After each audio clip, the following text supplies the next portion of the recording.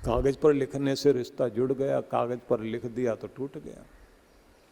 अंगूठी पहन ली तो रिश्ता जुड़ गया, अंगूठी उतार दी तो टूट गया। क्योंकि यहां प्रेम को माना गया है कि यह अमृत रूप है। तो निवेदन यही करना चाहता हूं, वह शुद्ध प्रेम जिसको विशुद्ध प्रेम कहा गया, निर्मल प्रेम कहा गया, वह परमात्मा का रूप है। तुम अमृत स्वरूप हो, प्रार्थना की जाती ना जब यज्ञ करते हैं। अलग मंत्रों में भी आया, अमृतोपस्तरणमसि स्वाहा, अमृता पिधानमसि स्वाहा। अमृत तुम्हारा बिछौना, अमृत तुम्हारा ओढ़ना। ऊपर जो ओढ़ रहे वो भी अमृत, जो नीचे बिछा रहे वो भी अमृत। कुर्ते का अगला भाग और पिछला भाग दोनों को जोड़ करके पूरा कुर्ता बनता है ना, तो आगे वाला भाग पीछे वाला वो सब अमृत। तुमने अमृत को पहना हुआ है, अमृत ने तुम्हारे अंदर प्रवेश किया हुआ है। कुंभ लगता है तो कहते हैं ना कि अमृत के छींटे जहां जहां गिरे थे वहां पर कुंभ लगता है। और उस अमृत को कहते हैं कि स्नान करोगे, पूजा पाठ करोगे, दान पुण्य करोगे तो कुछ न कुछ उसका प्रभाव जीवन में आपके आएगा जरूर। क्या क्या चीज अमृत है इसका भी बड़ा सारा विवरण मिलता है, लेकिन ये बात ध्यान रख लीजिए, प्रेम भी अमृत है और अमृत मोक्ष है। देवता लोग अमृत चाहते हैं तो कहते हैं क्यों चाहते हैं कि अमृत पीने के बाद बुढ़ापा नहीं, रोग नहीं, भूख नहीं, प्यास नहीं, पीड़ा नहीं, संत्रास नहीं, निराशा नहीं, भय नहीं, किसी का दबाव नहीं, किसी तरह की कोई और समस्या नहीं है, चिंता का कोई लेना देना नहीं है, सब तरह के द्वंद्वों से व्यक्ति मुक्त हो जाए का, इसलिए अमृत की प्राप्ति होनी चाहिए। तो उसी की प्राप्ति के लिए समुद्र मंथन हुआ, समुद्र मंथन हुआ अमृत प्राप्ति के लिए। तो ऐसा माना जाता है कि प्रत्येक व्यक्ति को, योगी को भी अपने अंदर समुद्र मंथन करना होता है। हमारे जो रीढ़ है जहाँ से शुरू होती है, उस स्थान से माना जाता है कि आपके पास शक्तियों का समुद्र अंदर है। और रीढ़ जहाँ आपकी है, बस वही मंथन करते हुए आप अपनी शक्ति को ऊपर उठाते हैं। गुरुजनों से सीखना चाहिए ये कि किस तरह से हम अपने अंदर की उस शक्ति को जागृत करें और अंदर का विष बाहर निकाल दें और अमृत की प्राप्ति कर लें। तो जैसे कुआं खोदते हैं ना, तो कुआं खोदते समय सबसे पहले मिट्टी निकलेगी, कंकर पत्थर निकलेंगे, बीच बीच में चट्टान भी आ जाती है, और करते करते करते करते आगे फिर आप देखते हैं रेत निकलना शुरू होता है, फिर कीचड़ आता है, कीचड़ के बाद में आखिर में पानी मिलता है। तो ऐसे ही जब आप अपनी साधना करते हैं, साधना करते समय आपके अंदर से बहुत तरह की चीज़ें बाहर निकलनी शुरू होती हैं।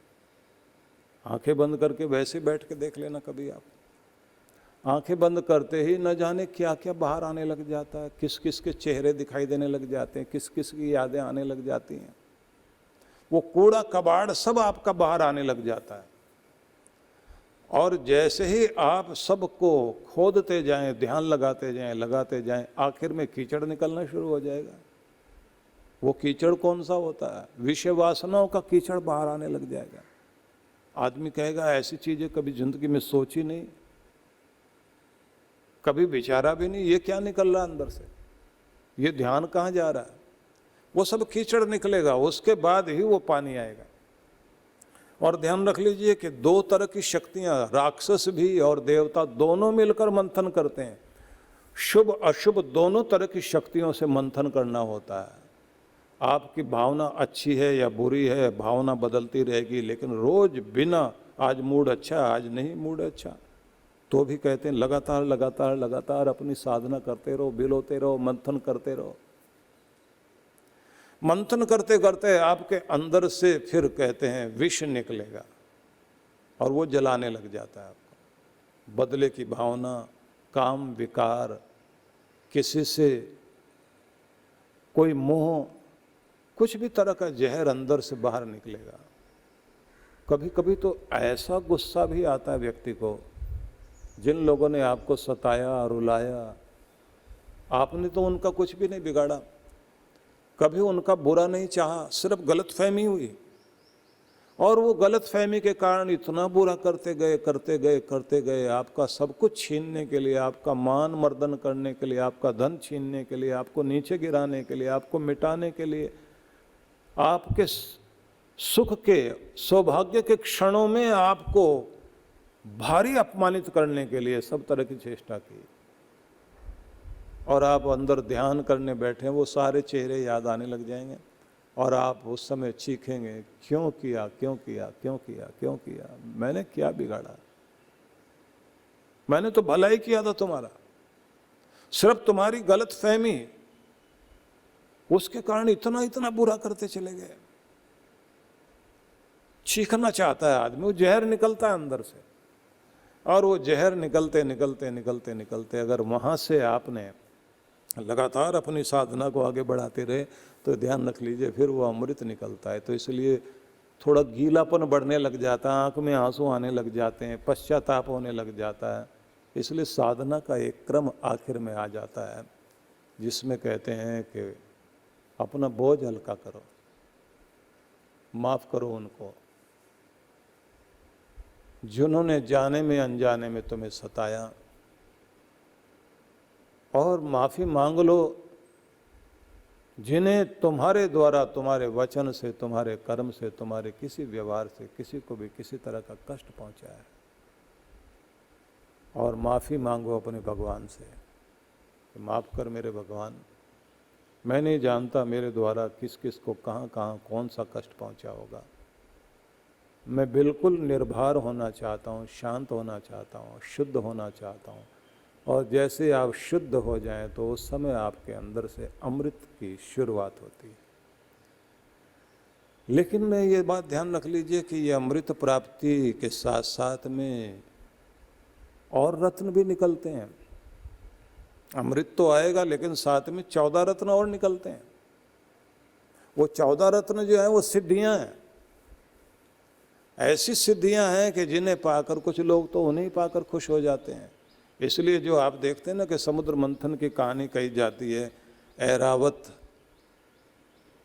की प्राप्ति हुई, लक्ष्मी की प्राप्ति हुई, कौस्तुभ मणि की प्राप्ति हुई, कितनी तरह की चीजें, किस किस ने क्या क्या लिया वो भी सब वर्णन आता है। क्योंकि उस समय जैसे ही कच्छप की पीठ पर ये घर्षण चल रहा था तो उच्चैश्रवा नाम का घोड़ा और ऐरावत हाथी जिसको इंद्र ने अपने पास रख लिया। तो ये सारी सिद्धियां हैं। कामधेनु गौ भी आई जिसके सामने कामनाएं पूर्ण हो जाएं। और कामधेनु के विषय में कहा जाता है कि वो ब्याही नहीं है लेकिन वो दूध देती रहती है। हमारे आश्रम में भी एक गौ ऐसी है, वो कई वर्षों से लगातार उतना ही दूध देती जा रही है। कोई बच्चा बछड़ा नहीं है उसका, दूध पूरा देती है। और दूध देने वाली गौएं ज़्यादातर कमज़ोर होती जाती हैं। जैसे ही वो दूध देना बंद करती हैं फिर उनका शरीर जो है वो बढ़ने लगता है, लेकिन उसके शरीर में ना पतली होती ना मोटी होती, एक जैसी रहती है। लेकिन वो तो एक सामान्य गौ मानी जाएगी। पर कामधेनु के संबंध में तो कहा जाता है ना कि वो तो कामनाओं को पूर्ण कर दे। तो सारी सिद्धियां के आप का कहा हुआ पूरा हो जाए। आपकी साधना से सब मिलता है आपको। इस बार हम लोग साधना कराएंगे तो उसमें इसी समुद्र मंथन को, इसी अमृत प्राप्ति की साधना को 7 दिन कराने का विचार है। इसमें सारे चक्रों को जागृत किया जाता है। शक्ति का जागरण कराने के साथ साथ सिद्धियां और अमृत प्राप्ति का विधान जो ग्रंथों में दिया है वो सब आपको उसमें बताएंगे। क्योंकि कल्प वृक्ष भी निकला, तो ये सारी चीज़ें वही हैं कि जिसके नीचे बैठो तो कामनाएं पूर्ण हो जाएं। तो ऐसे महान पुरुष जिनकी साधना ऊंची हो जाए तो उनके पास बैठने से आप जो जो कामना करोगे वो कामना पूर्ण होने लग जाएगी। तो कहते हैं ना कि भक्ति ध्यान में जाकर, ध्यान भक्ति करते करते आप सब कुछ पा लेते हैं। ये तो अमृत रूप है। और ये अमृत रूप है तो ये ध्यान रख लीजिए कि इसकी प्राप्ति से लिखा यल लब्धा पुमान सिद्धो भवति। भक्ति से व्यक्ति सिद्ध हो जाता है। भक्ति जागेगी, अमृतो भवति, अमृत हो जाता है। अमृत हो जाता से मतलब वो रहता है। शरीर रहे ना रहे लेकिन उसका नाम दुनिया में रहता है। इसलिए राजा महाराजा चले गए लेकिन भक्तों के नाम आज भी हैं। और साधारण से दिखाई देने वाले लोग, सावंता माली, सेना नाई, सदना कसाई, कर्मा बाई, गोरा कुम्हार, विशोबा खेचर, अद्भुत व्यक्ति था। कभी उसकी कथा सुने आप तो आप आश्चर्यचकित हो जाएंगे। भक्ति करते करते कहाँ तक पहुंच गया कि जिधर पांव करे उधर ही भगवान के दर्शन हो। कल चर्चा उसकी भी कर लेंगे हम लोग। इसलिए ध्यान रख लीजिए कि ये अमृत जीवन में आए व्यक्ति के, तो इसी के लिए भक्ति है। और इस अमृत के लिए ये भी ध्यान रख लेना, मरण धर्मा मनुष्य अमृत पाने की चेष्टा में जरूर रहता है। मैं रहूं न रहूं, नाम रहना चाहिए। देखिए क्या चाहता है आदमी, सुख चाहता है, सुविधा चाहता है, सुरक्षा चाहता है, सत्ता चाहता है, संपत्ति चाहता है, और साथ में क्या चाहता है, मेरे बाद भी मेरा नाम रहना चाहिए।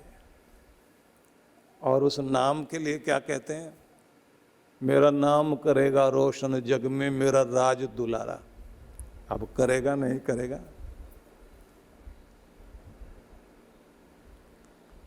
कितने प्यार से पालते हैं। क्या बेटे तुझे आज चलना सिखाऊं, तू हाथ पकड़ना मेरा जब मैं बूढ़ा हो जाऊं। मेरे भी हाथ कांपेंगे, आज तेरे से खड़ा नहीं हुआ जाता, आज मैं तुझे खड़ा होना सिखाऊंगा। कल तू मुझे संभालना, मैं लड़खड़ाऊंगा। बड़ी कामनाएं की जाती हैं। साथ में कहा जाता है कि मैं रहूं ना रहूं, तू रहेगा ना। हम रहें ना रहें, हमारी निशानियां रहेंगी। आदमी अपने बाद सोचता है ये रहेगा, मेरे बाद ये चीजें रहेंगी। लेकिन बात ध्यान रख लीजिए, वो जो कहते हैं ना, शमशान घाट के बाहर लिखा हुआ था, मंजिल तो तेरी यही थी, देर कर दी आते आते। यहीं आना था ना। मंजिल तो तेरी यही थी, बस जिंदगी गुजर गई आते आते। क्या मिला तुझे इस दुनिया में, अपनों ने ही जला दिया तुझे जाते जाते। जब तू जा रहा था आखिरी घड़ी में ले गए अपने, कहाँ जलाने के लिए, जिंदगी भर भी जलाया। बेचारा अंदर अंदर रोज सुलगता था, किस किस की क्या क्या कड़वी बातें सुन सुन कर। और आखिर में जो थोड़ा बहुत बचा था वो भी जला दिया। आखिर में मिलता क्या व्यक्ति को, ये नाम रोशन करेगा, वो नाम रोशन करेगा। ध्यान रख लीजिए, आपके कर्म ही हैं जो आपको रोशनी देंगे। धर्म ही आगे चलता है, व्यक्ति के रोशनी बनकर चलता है, और पाप चलते हैं जीवन में अंधेरा बनकर। आपको रोशनी नहीं दिखाई देगी, रास्ता नहीं दिखाई देगा। कोई पंक्तियां मैंने पढ़ी थी कि जीवन की आधी उम्र तक पैसा कमाया, पैसा कमाने से शरीर को खराब किया, बाकी आधी उम्र तक उसी पैसे को शरीर ठीक करने में लगाया। फिर न शरीर बचा न पैसा, एक बूढ़ा बाप शाम को मर गया, सारी जिंदगी परिवार के नाम कर गया। एक बूढ़ा बाप शाम को मर गया और सारी जिंदगी परिवार के नाम कर गया। कहीं रोने की सुख बुगाहट, कहीं फुसफुसाहट, जल्दी ले जाओ ले जाओ, कौन रखेगा सारी रात। आती रही आवाज़, जल्दी ले जाओ, कौन रखेगा सारी रात। बस इतनी सी है आदमी की औकात। जिंदगी भर मेरा मेरा किया, अपने लिए कम, अपनों के लिए ज़्यादा जिया। अपने लिए कम, अपनों के लिए ज़्यादा जिया। कोई ना देगा साथ, जाएगा खाली हाथ। क्या तिनका भी साथ ले जाने की है औकात। बस इतनी सी है आदमी की औकात। तो बचता तो कुछ भी नहीं, छूट जाएगा सब। और जब छूट जाएगा तो फिर ये ध्यान रख लीजिए, साथ चलेगा अगर कुछ भी तो आपका पुण्य चलेगा, वही रोशनी बनेगा और वही नाम आपका करेगा। नहीं तो कुछ भी नाम रहेगा नहीं रहेगा।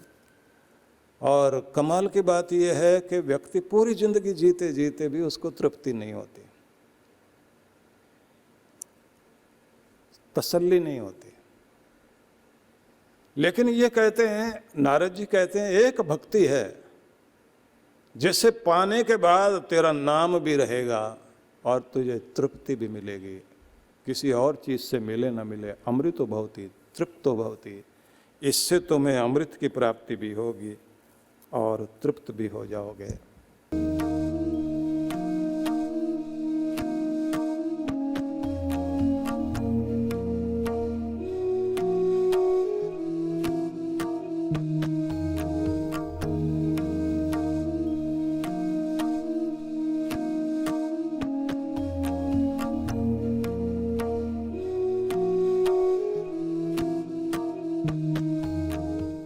सद्गुरु श्री सुधांशु जी महाराज द्वारा मानव सेवा को समर्पित संस्था विश्व जागृति मिशन वर्ष 1991 से धर्म, समाज एवं मानवता की सेवा में संलग्न है। यह संस्था 90 मंडलों, सेवा केंद्रों के माध्यम से न केवल भारत अपितु देश के बाहर अनेक देशों में सेवा के कार्य कर रही है।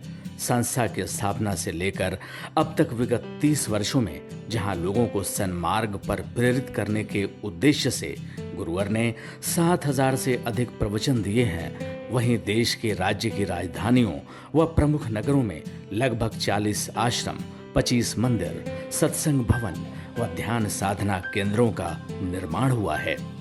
दिल्ली में करुणा सिंधु धर्मार्थ अस्पताल एवं फरीदाबाद के आरोग्य धाम अस्पताल में लाखों जरूरतमंद रोगियों का उपचार व ऑपरेशन किया गया है। अनाथ गरीब बच्चों के लिए सूरत में अनाथाश्रम, दिल्ली एवं कानपुर में गुरुकुल, फरीदाबाद में ज्ञानदीप विद्यालय, मुरादाबाद में सृजन प्राइमरी स्कूल, झारखंड के रुक्का खूंटी गांव में आदिवासी बच्चों के लिए 2 पब्लिक स्कूल समेत दिल्ली में उपदेशक महाविद्यालय भी बनाया गया है। इन शैक्षणिक संस्थाओं में लगभग 2500 बच्चों को शिक्षित व संस्कारित किया जाता है। दिल्ली के आनंदधाम आश्रम में जहां वृद्धाश्रम एवं वानप्रस्थ संचालित हैं, वहीं आश्रम की कामधेनु गौशाला में 125 गौओं की सेवा की जाती है। कामधेनु गौशाला की तरह ही देश के प्रमुख नगरों में 7 अन्य गौशालाएं भी संचालित हैं। साथ ही पूजा पाठ, यज्ञ अनुष्ठान से लोगों में धार्मिक भावना जागृत की जाती है। ओम अग्नये सप्तजिह्वाय स्वाहा, ओम अग्नये हव्यवाहनाय स्वाहा, ओम अग्नये शोधनजाताय स्वाहा। गरीब जरूरतमंद महिलाओं को सक्षम बनाने के लिए जहां कई तरह के प्रशिक्षण दिए जाते हैं, वहीं गरीब कन्याओं के विवाह में सहयोग भी किया जाता है। प्राकृतिक आपदा जैसे कि बाढ़, भूकंप, तूफान आदि में जहां मिशन द्वारा प्रधानमंत्री राहत कोष में सहयोग किया जाता है, वहीं जैसे वर्तमान में चल रही महामारी कोरोना संकट काल में जरूरतमंदों को भोजन, राशन किट व सांसों के संकट से जूझ रहे जरूरतमंद मरीजों को देश विदेश से मंगाकर ऑक्सीजन कंसंट्रेटर बांटे गए। मानव सेवा को ईश्वर भक्ति मानते हुए सेवा परमो धर्म के भाव से विश्व जागृति मिशन के सेवा कार्य निरंतर जारी हैं। आइए मिशन के सेवा पथ पर बढ़ते कदमों में कदम से कदम मिलाकर चलें और मानवता की सेवा में दान सहयोग कर पुण्य के भागीदार बनें।